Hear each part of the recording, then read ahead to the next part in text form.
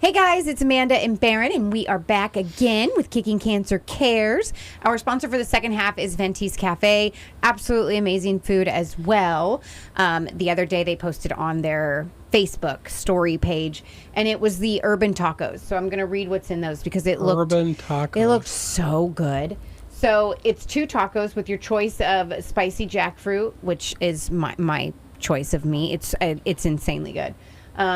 Or you can do the vegan chorizo or the Cajun tempeh, I think, which is like bacon, like tofu's weird cousin is what they call it, like literally, tofu's, I think, on the package. Yeah.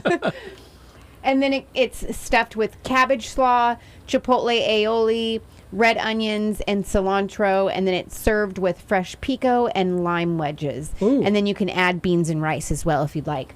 So good. The pictures were like, oh my gosh, my mouth is watering. I have to try those. You are such a foodie. I am. Food is my addiction. Same. It just is what it is. I love food, all kinds. Healthy food, naughty food. Same. Well, the good thing is you don't look like you have an addiction. Moderation. To food. Yes, moderation for sure. Yes. Yeah, moderation and smaller. But I always have to check myself every single day with my food. Same. Like, okay, that's enough, Amanda. Call it good. Portions. Yeah. Yep. Okay. Well, we alluded to something in the first half of the show, and then we're talking mushrooms again, and we got Ashlie joining us to be our resident expert on mushrooms. Even though I'm not, this is all research I have done with reliable sources. Yes, and please do your own research. If this is something that you guys want to do, you can email me or you can watch the YouTube video to get the links and whatnot. But definitely do your own research with all of this to make sure that you're getting the benefits that you want, and to also make sure that you fully understand what you're doing and taking. Especially with the things we're going to talk about in the second section, because these mushrooms have a little different qualities to them, what they can do. It's what everyone thinks of as soon as you say the word, do you want to know more about mushrooms? Mushrooms. And then everybody's just like, oh, magic mushrooms? Magic mushrooms? Psilocybins. Psilocybins, that's the real name? Psilocybins, okay. yes. So psilocybins have hallucinogenic properties to them. Yes. Yes. Is that good or is that bad? A lot of people will say it's bad, but of course they're going to say that when there's no medical income from that. Mm-hmm. Yeah. Or insurance doesn't cover it. So it is very good. Yes. Okay. It's very good for you. I assume you're going to teach us about it? Yes. Yes. So I'll say from a personal aspect, I found out about psilocybins in 2020. And so people are so curious about it because they think, oh, you're just going to take them and you want to get high, so to speak. But there are so many different levels to it now. So what was your motivation for taking them? I did a lot of research as to people. It's called microdosing. So people have been talking. It's huge since like 2020. We're all waking up, finding all different resources as to like what really are psilocybins. And microdosing is the biggest topic. Was there something going on in your world that led you to those? I had just dealt with a medication that was helping me with addiction. I had an issue with pain pills. And so I went to a clinic for that, and I had just gotten off the medication. I had been at the clinic for about 2.5 years. And so I was in that mindset of, I'm done. But the crazy part is what your brain is going through once you really step away and you're not on any medications that are helping you with addiction, so to speak. So you deal with a lot of anxiety. Mm-hmm. You deal with a lot of depression. Your hormones are just going crazy. And so the research that I found was that microdosing can help with your mental health. It's like a mental reset, which I am so thankful that they have now come out with psilocybin clinics. But when I was going down this journey, this was something by myself. Right. That I had some guidance from a few people that have already done it.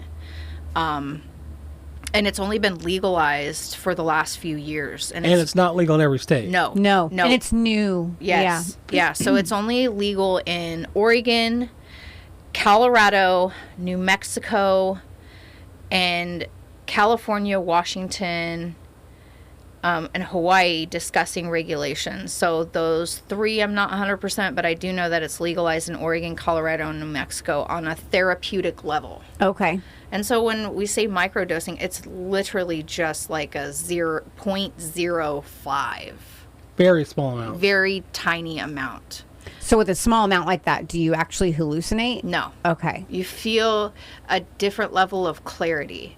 And like when I was doing this, you want to space them out. You don't want to take it every single day. Your body starts to build a tolerance if you do that.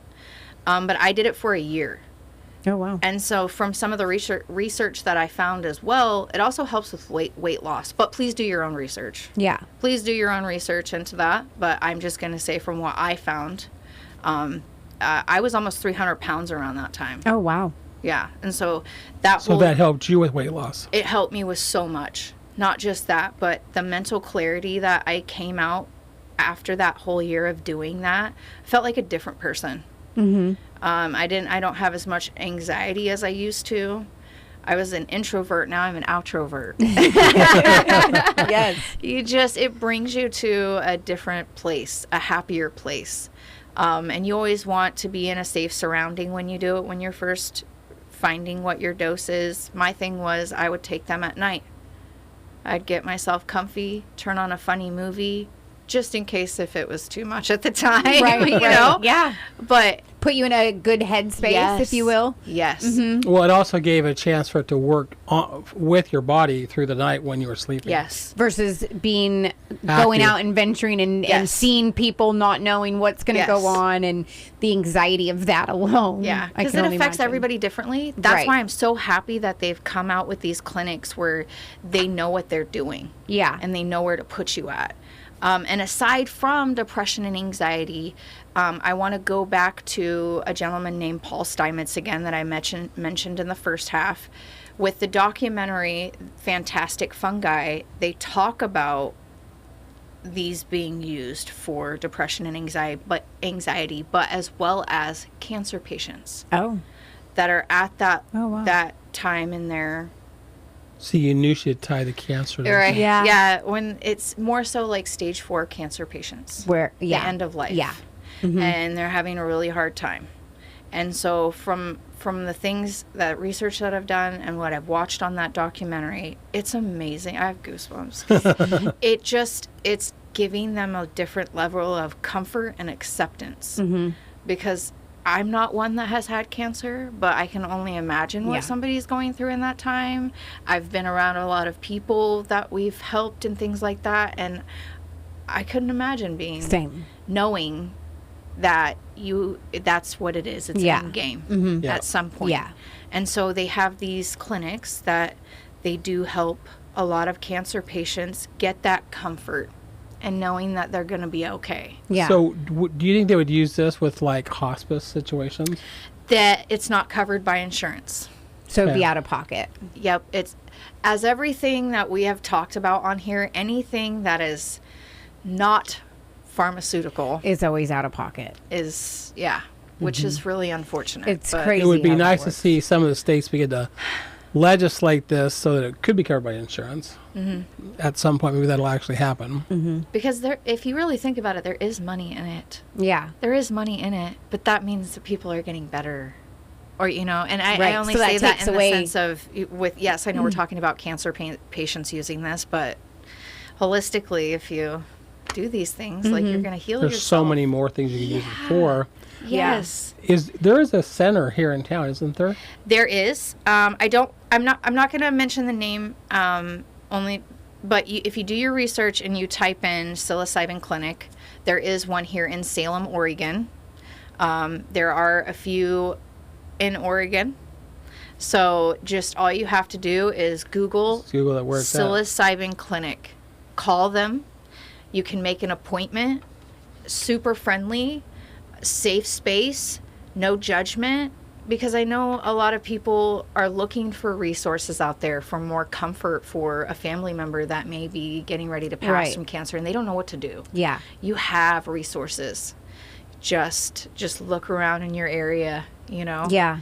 But there are resources. And as Baron's looking at this, I had come up with like the common species that they use, and I'm going to tell you one more time. I will butcher the name. Okay. Well, all these names are the Latin root for whatever it is. Okay. She's done a pretty good job here trying to phonetically spell it out, but I'm not even going to try right now. Go. We're not going to butcher it, but there are 5 main psilocybin mushrooms, and yes, you can find these out in nature, but please be very smart if you're trying to do that. Yeah. They are around, and they have cousins and brothers that look just like them, and if you pick the wrong one, you're not going to have a good day, or it could just be really bad. So yeah, you're not going to have a good day. Do your research, okay? Yes. Well, and I like here you said that how some of these work. It acts with the, and you wrote down here, the 5-HT2A serotonin receptors. Yes. So those receptors that are inside your brain that are telling you that you're happy, they're going to interact with that receptor to give you a better clarity. Kind of like if you were on SSRIs. Which you have more issues with SSRIs, so antidepressants. Oh, okay. Bipolar type medication. And I will say from an experience with an individual that's close to me, they are on a lot of SSRIs, and they were not receptive to microdosing. So you always want to talk to your doctor. Yeah. Your doctor's going to be... Some doctors will be honest with you, some will not. Okay, so I'll keep that in reference to. Oh, I'm sorry, you don't have a doctor like mine. I'm like, just if you can find, there are holistic doctors out there that you could call them. Oh yeah. Say, I want to make an appointment with you. I have some questions. I'm really curious about microdosing. Get a consult. Yeah. Help me out. Yeah. Yes. And I think there are more and more holistic doctors now than there used to be as well. Literally, if you Google search it in our area, there are tons. Okay. There are tons. So if you are wanting to try this out for yourself, let's say you've been on antidepressants for so long, but you're still like just not there. Reach out. Okay. Reach out. Yeah. So, like I was saying, like with the serotonin and things like that, like Baron was mentioning. Yeah. That's where it's like the mental reset when you're taking them on a consistent basis, spacing them out so you're not building a tolerance to them. And you did it for a year. I did. So do some people go longer or shorter, or is that just like the sweet spot? Or I think it depends on the person, honestly, because I literally got to a point where it was like, okay, I'm good. I don't need it anymore. Right. And I haven't. And then just stopped, and then that was that. Yeah. Okay. It was probably a lot easier to go cold turkey on these guys than it is There's other things. no addiction with it. It's not. So just easy to walk away. Yes, that's something that I had put in here is they're not addictive. And I have so much information. I'm like, I want to make sure that I hit on all of it. That I'm like, like on my papers, guys. you did mention here that it's really good for depression and anxiety. 1 or 2 guided sessions can provide relief lasting 6 to 12 months. Okay. Wow. But longer for you. It's amazing. Obviously. It really is. It just changed my life. increases emotional openness, purpose, and connectedness. Yes. The other one I think you're saying here is the PTSD. Yes. We've got a lot of groups here in town that are military guys. Early trials show promising results for trauma recovery and substance sensations. So a lot of these vets that are dealing with PTSD, this will be very helpful for them too. When I say mental reset, I'm not even joking. It's like you pushed a button and you're like, oh, wow. I'm good again. Reboot. Yeah. Yes. That's cool. A lot of people like statistics. They want to hear the evidential facts. So I hate reading from a paper because people are like, oh my gosh, but I'm going to because get your facts straight. Yes. Get them right. And it, let's see. So as of 2022, studies focusing on cancer-related symptoms accounted for 4.8% of all psychedelic clinic trials that were reviewed. Cancer patients represent a small portion of the total number of participants in psilocybin clinic trials, which often cover a wide range of conditions like depression, PTSD, and substance use disorders, so addiction. Which is ironic because that's when I started. That's when you used it. Most recent data is needed to assess any changes in the percentages Percentage of psilocybin trials by indication. A September 2022 review of clinicaltrials.gov, so there's the website that you can check out, database for psychedelic research from 2007 to 2020, found that cancer-related symptoms were the focus of 5 of 105 included studies, which the 4.8%. By comparison, other conditions were represented in the following percentage. So healthy say that 10 times fast. Healthy participants was 33.3%. Substance and use disorders was 13.3%. PTSD was 8.6%, and depression was 7.6%. Findings of specific psilocybin trials involving cancer patients, while cancer-related studies represent a small fraction of the total. The results from specific trials on cancer patients have been very promising. A 2020 long-term follow-up of a 2016 psilocybin trial of cancer patients found that between 60% and 80% of participants continued to experience a sustained reduction in depression or anxiety symptoms for up to 4 to 5 years. Wow. That's huge. 60 to 80%. That's I have goosebumps. Massive. That's right? Massive. Right? And That's a huge. For what time frame again? That was from 2007, or no, so excuse me, 2020 long-term follow-up of a 2016 trial. So they followed up after 4 years. Yeah. But I mean, it said on that they felt well for what length of time? 4 to 5 years. 4 to 5 years. Yeah. Yeah. And then a December 2023 study on 30 cancer patients with major depression reported that after one dose of psilocybin, 50% experienced full remission of their depressive symptoms within a week. Wow. With 80% showing a positive response for at least 8 weeks. Wow. Those That's are a big- high those are big numbers. A 2023 systematic review of 7 studies involving 132 participants found that psilocybin significantly improved quality of life and anxiety relief for patients with advanced cancer. I have Wow. goosebumps. Yeah. Yeah, that's impressive. That's impressive. Right? Yeah. So the That's studies have crazy. been done. Yeah. And the results are there. I mean, it is working. Yeah. It's huge. That's It's crazy. huge. It's not so taboo, guys. Right. That's bizarre how those percentages are really high, higher than I expected them to be. Right? That's really awesome. That's why I made sure to find. I was like, I gotta find the statistics. Yeah. That's what people want to hear. Well, and the relief that it gave all of those people, and that's without getting high. That's without hallucinating. Yes. That's microdosing is where. I mean, did you feel any difference, or like besides like clarity and whatnot, like you were saying, was there any symptoms that would be like, wow, I think I may be a little high? Like, did it give So- you jitters? The only time that I would experience that is if I knew that I was going to take a higher dose at night. Okay. So that's the cool thing with microdosing. You control the levels. Okay. You So you control- could start out really low and like work yourself up, or vice versa. Yeah. Yes. Yes. Okay. And that's why I say I'm glad they have clinics here so you can really be guided in that and know what you're doing. Well, and you'd want a clinic where you have someone who's professionally trained Yes. Yeah. to administer the right amount. Yes. Do they go off of like your body weight and your Yes. gender and like I don't- different things like that? I don't know about gender, but I really know about weight. Yeah. Weight for sure. Okay. That's a big thing. Yeah.